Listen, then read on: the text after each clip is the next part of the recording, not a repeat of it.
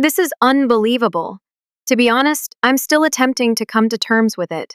Last month, my own parents, went on a family vacation, an elaborate, large scale journey.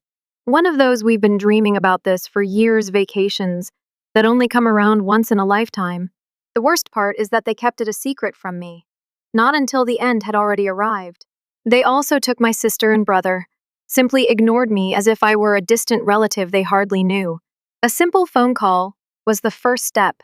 One evening, my mother contacted me, sounding as chirpy and carefree as if nothing had happened. She said, "Hi, sweetie," in a nice, syrupy voice. "We just got back from Italy." I nearly dropped my phone. "Italy?" I said again, assuming I had misheard. "Yes, Rome, Florence, Venice." "Oh, it was just magical," she exclaimed. "We had such a wonderful time with Mark and Olivia." My stomach grew constricted. My sister and brother are Mark and Olivia. They were invited, of course.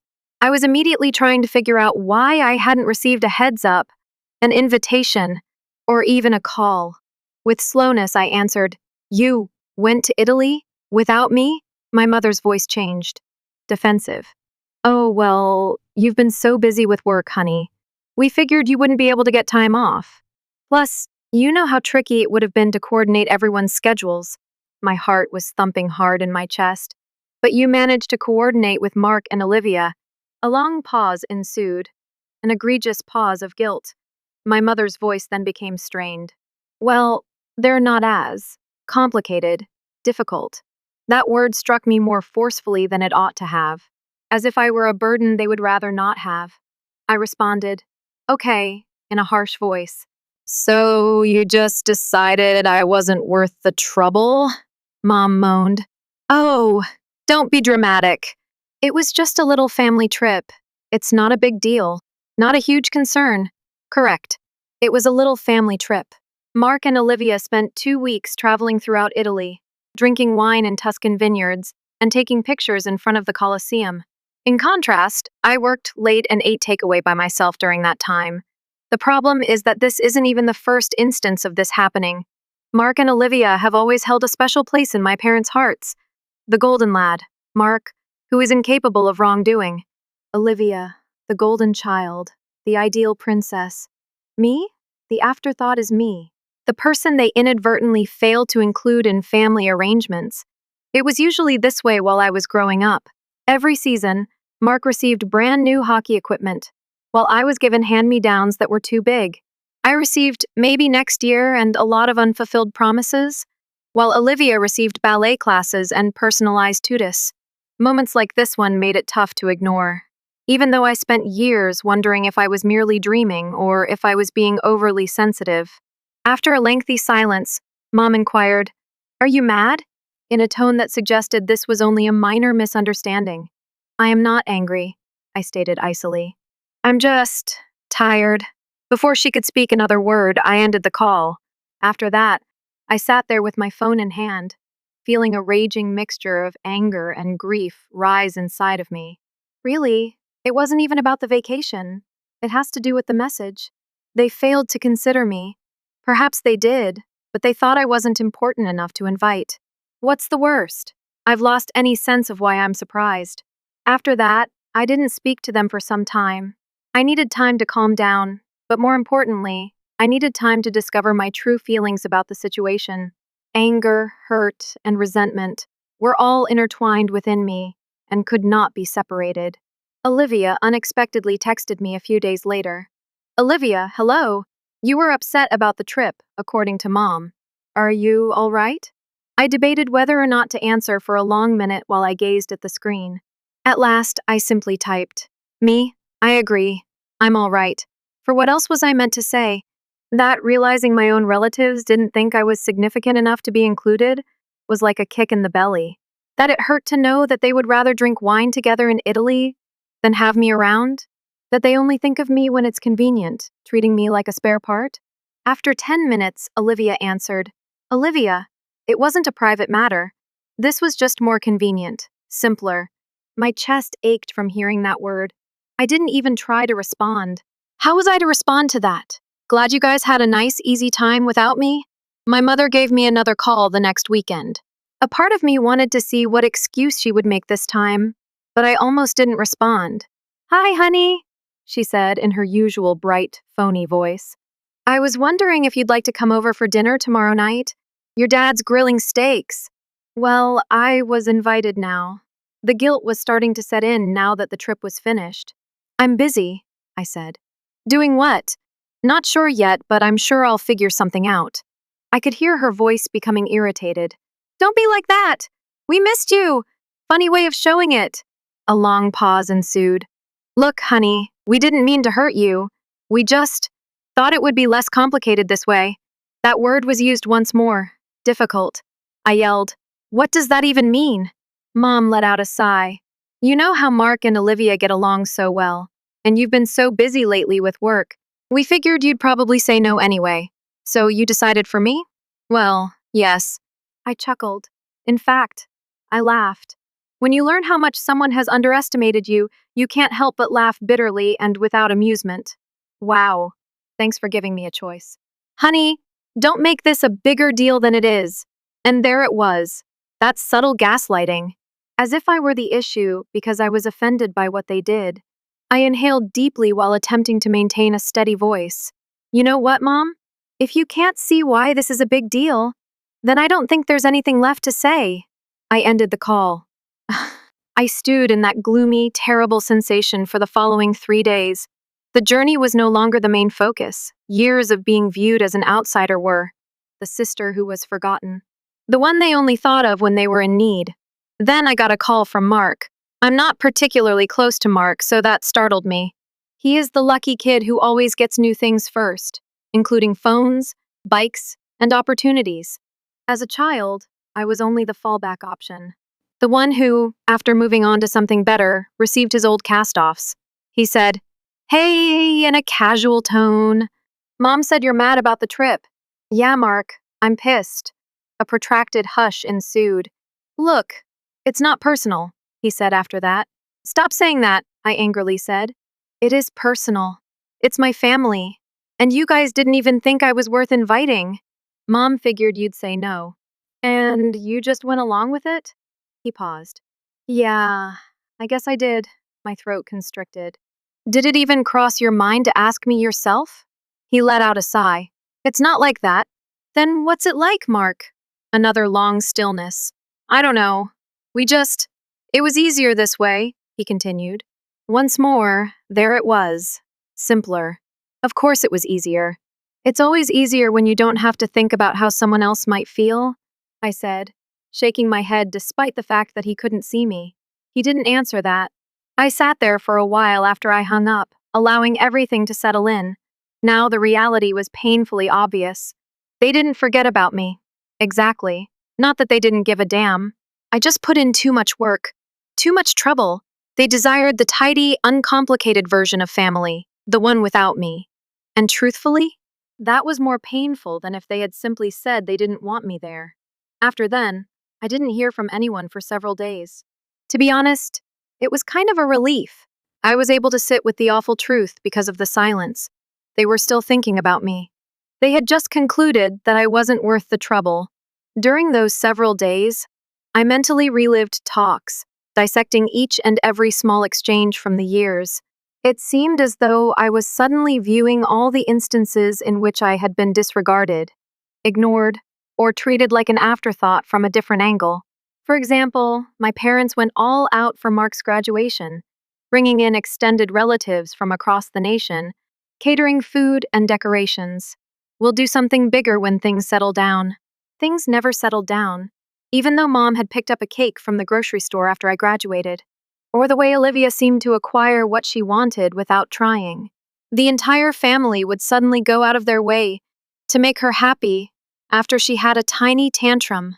Meanwhile, I received the response, "Oh, stop being so dramatic," if I ventured to show even the smallest disappointment. The journey to Italy comes next, the icing on the cake. In any case, my mother texted me approximately a week after I had last spoken to Mark. "Mom, hello dear. We would be delighted to have supper with you this weekend." I looked at it for a while. Don't apologize. No recognition of what took place. A simple invitation, as if nothing were amiss. As if I was expected to arrive, smile, and act as like nothing was wrong. I nearly disregarded it. Nearly.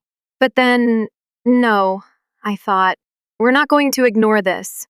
So I answered, me, of course. At what time? Mom, 6 o'clock. I am really excited to see you. Oh, Mom, I'm sure you can't. That Saturday, when I arrived, everything appeared to be usual. Too typical. My mom was preparing the table with that strained cheerfulness she always put on when she was attempting to ease stress. My dad was at the grill, and Mark and Olivia were laughing together on the patio. My dear, Mom kissed my cheek and smiled. I'm so happy you were able to attend. I made an effort to grin. I wouldn't miss it. It was a good dinner. Too delicate. Everyone pretended that nothing had occurred.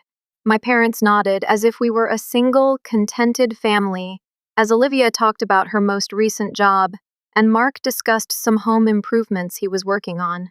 It seemed unreal. I felt as though I had entered a manufactured sitcom depiction of my life. By the middle of dinner, I was at my breaking point. So, I murmured, putting my fork down, how did Italy go? There was silence at the table. Mark and Olivia exchanged a quick look. My mother's grin wavered. Oh, she answered cautiously. It was lovely. Yes? I cocked my head. It must have been pleasant to spend time with relatives. Only the four of you. Mark moved around in his chair. Olivia averted her gaze. With a bright and brittle voice, Mom remarked, well, you've been so busy. My tone sharpened as I said, that's funny. I can't recall ever being too busy to accept an invitation. Oh, hold on. I didn't receive one. Mom let out a sigh. We've already discussed this, honey. No, I responded, now sounding icy. You spoke. I paid attention. However, I never did receive a response. Dad cleared his throat. See, it wasn't intended to cause you harm. Yes, that has been made very evident. I folded my arms and gave him a direct look. Then, what was it? Have you all decided that I wasn't worth the trouble? Honey, really, no. Have you cast a ballot on it? Or was it something that was more implicit? My mother's smile disappeared. That is unfair. Just, I chuckled. Oh, you're now concerned about fair? We wanted to avoid upsetting you. Mom's voice increased. Did you wish to avoid upsetting me? I said it again. So why didn't you simply extend an invitation to me? We expected you to say no. So it was simpler to not inquire at all? Mom opened her mouth, but nothing came out. That's the crux of the matter, isn't it? I exerted pressure. Simply put, I'm too much bother. Too intricate. It was simpler to exclude me. I could feel my head pounding from the ensuing silence. At last, Mark said something. His tone was strained and low. All right, all right. Perhaps it was simpler. I turned to face him. What? With his mouth clenched, he remarked, we all knew you'd probably be upset about the trip. It's not as though you've ever made things simple. It seemed as if someone had hit me. Pardon me? Oh, hurry up, sneered Mark. You're so sensitive all the time. You exaggerate every little thing. All we wanted was a stress-free vacation free of turmoil. My chest burned as I gazed at him. Drama? Do you call this that? What would you call it then? Mark retorted. I'm not sure, perhaps being seen as a member of the family. Oh, Olivia whispered. Stop it. You're exaggerating the situation. Am I? I fired back. If you had been the one left behind, would you be exaggerating the situation? That's not the same, she stated. How? For that, she had no response. With my heart pounding in my chest, I pushed away from the table. You know what? I appreciate you resolving that. I am now fully aware of my position. Stop being dramatic, Mom snapped. With burning eyes, I turned to face her. It's the issue, isn't it? You've consistently acted as though my sentiments are unimportant. As like I don't exist. That is untrue, isn't it? My voice broke. Because it appears that I am the only member of this family that you are totally okay with excluding from my perspective. Nobody spoke. Slinging my bag over my shoulder, I took it up. I appreciate the dinner. Actually. Wait, honey. However, I had already started to go toward the entrance. I noticed something odd as I went outside into the crisp evening air. I wasn't depressed. I also didn't feel angry. I simply felt finished. I've tried. I've given up on their changing. I'm done acting like I will ever be as important to them as they were to one another. And truthfully, I hadn't felt that liberated in a long time. After that, I didn't talk to them for a while. To be honest, I needed the respite. I eventually gave up trying after that dinner. Give up hoping. Give up acting as though I may finally be treated as like I mattered, if I said or did the correct thing. And when I gave up trying, the quiet was overwhelming. My mom didn't text me. My dad didn't call. Mark and Olivia also didn't get in touch. Not even a hesitant, "Hey, how are you?" Nothing. At first, it hurt. But then I understood that it was confirmation. Evidence that I was always the extra bit. They had a perfect small puzzle, but that one didn't quite fit. I stopped waiting for them to care after I came to terms with that fact. I began concentrating on myself instead. I plunged headfirst into my task. I began attending yoga classes, something I had always promised to attempt but never did.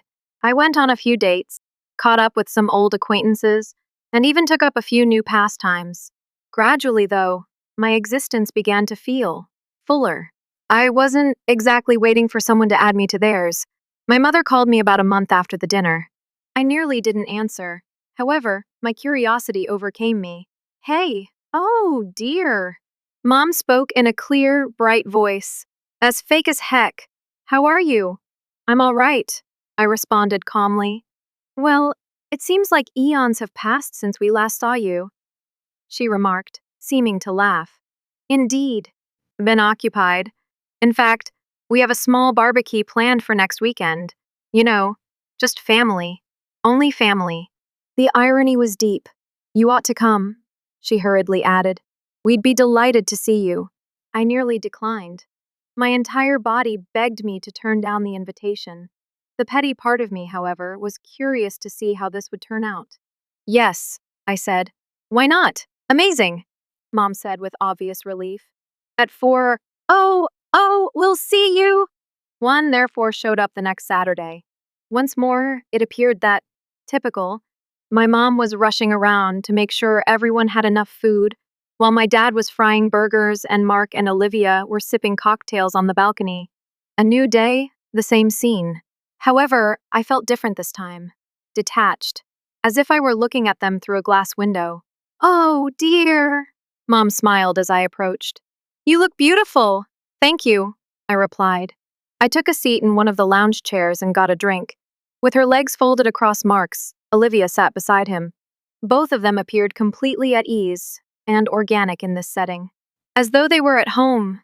In the meantime, I felt like a visitor in my own household. Mark turned to face me and said, "So, how's work?" "Well, I stated plainly." Olivia remarked, "That's great," but her tone made it obvious that she wasn't paying attention. Mark reclined. "Mom said you've been a little aloof lately." I arched an eyebrow. "Oh, did she?" "You know, we're all very busy, but amusing," I cut in. "Because it appears that you two aren't overly preoccupied with one another." Mark's grin faltered. Olivia let out a sigh. "Oh, no more of this." I straightened my posture. "Indeed. Once more this. Really, why are you unable to let it go?" Olivia's voice became piercing. "Give it up?" I said it again in a low, menacing voice. "Do you mean to forget that you all deliberately left me out of a family vacation and then pretended that I was the issue?" "You weren't left out," Mark said defensively. "Really? Because it felt just like that." "It wasn't personal," Mark said. I gave a harsh chuckle. "It felt really personal," Olivia yelled. "You always make everything about you." "Oh, I apologize," I retorted. Was I meant to feel thankful that you abandoned me? Or should I just keep silent about it? Olivia whispered, "God, you're so tired." I got to my feet. "Yes?" "I'm done wasting my energy on individuals who obviously don't give a damn." Mom approached with her hands up as if she were calming a rogue animal. "Please, sweetheart, no." I broke the tension with my voice. "Avoid sweethearting me. I've worked my entire life to gain a seat at this table, to be accepted, to be sufficient for you all. And what do you know? I'm finished." Mom's face went white.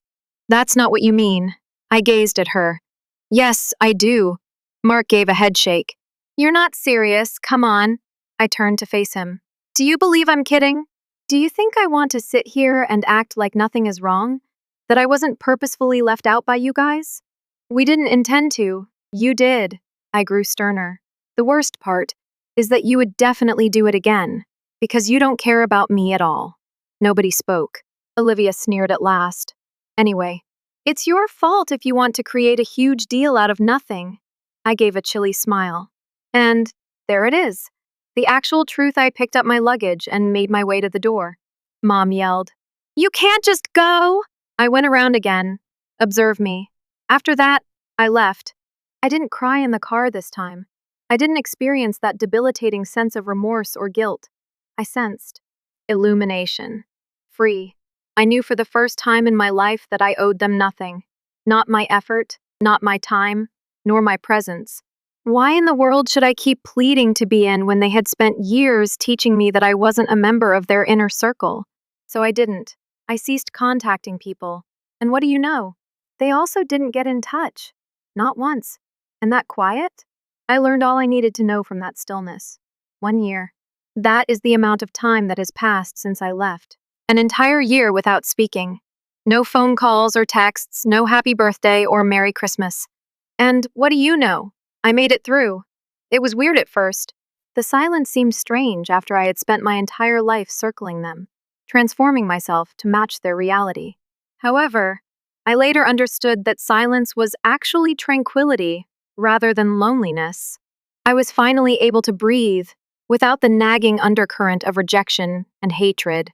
I put my attention on my work, grew closer to those who genuinely cared, and gradually created a life in which I didn't feel alienated. Then I received a note from Mark last month. It was easy. Hey, Mom isn't feeling good. You ought to attend. Initially, I wanted to remove it. But then, no, I thought. I have to finish this. So I went. For me, not for them. Mark and Olivia were at the hospital when I got there. Olivia sat rigidly at a chair in the waiting area, looking through her phone. Mark appeared worn out and a little uneasy as he stood by the window. When I entered, neither of them gave me a nod. Hey, I said in a bland voice. Hey, Mark said, glancing at me. How is she doing? Stable, said Mark. For the time being. Are you aware of what transpired?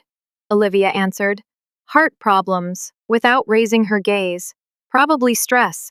Yes, exactly. I wonder what might have led to that. Can we see her? I inquired. Mark remarked, the doctor said it's fine. Thus, we entered together. Mom appeared petite and pallid as she lay in the hospital bed with her hands resting on the blankets. When she heard us come in, her eyes opened. Oh, she said in a whisper, her gaze locked with mine. You arrived? Yes. She gave a small smile. I wasn't certain that you would. I wasn't either. I took the lead as Mark and Olivia stood clumsily by the door. Mom shifted her hand on the blanket. After hesitating, I extended my hand to cover it with mine. She had chilly skin. With weakness, she said, I missed you. I gazed at her, anticipating the typical resentment to surface. However, it didn't, I said. I missed you too. She gave my hand a squeeze. I know I hurt you, and I know we did. I said nothing. I apologize, she muttered, for not giving you the respect you were due. I felt a knot form in my throat. I took it as a swallow.